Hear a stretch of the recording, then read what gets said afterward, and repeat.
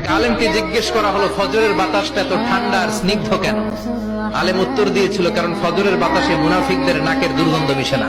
ফজরের বাতাসটা স্নিগ্ধ, ফজরের সময় আল্লাহওয়ালাদের আনাগোনা। ফজরের সময় উঠাতে হবে, কারণ ফজর হচ্ছে দিনের খুঁটি, দিনের ভিত্তি। ফজরের নামাজ পড়তে পারেন নাই মানে শয়তানের সাথে যুদ্ধে আপনি হেরে গেলেন, আপনি পরাজিত সৈনিক, আপনি হারার মাধ্যমে দিন শুরু করলেন। আর ফজর যদি জামাতে পড়তে পারেন, বিজয়ের ঝান্ডা আপনার হাতের মধ্যে তুলে দিবে কে? অনেকে বলে হুজুর আদরের ছেলে তো ফজরের সময় ঘুমায়, হুজুর ঘুমায়, 9টার দিকে উঠে 10টার দিকে উঠে, এরকম আছে না নাই? তো ফজরের সময় যদি ভূমিকম্প হয় তখন কি করবেন? ফজরের সময় যদি ঘরে আগুন লাগে, হুজুর আদরের ছেলে তো আগুন লাগছে, কি হয়েছে, একটু ঘুমাক, এরকম বলবেন? ডাকতে হবে, নামাজের আদেশ দিতে হবে। আগে নামাজ, পরে অন্য কাজ। এজন্য আমরা বলি, teach your children the Holi Quran, the Holi Quran will teach your children everything.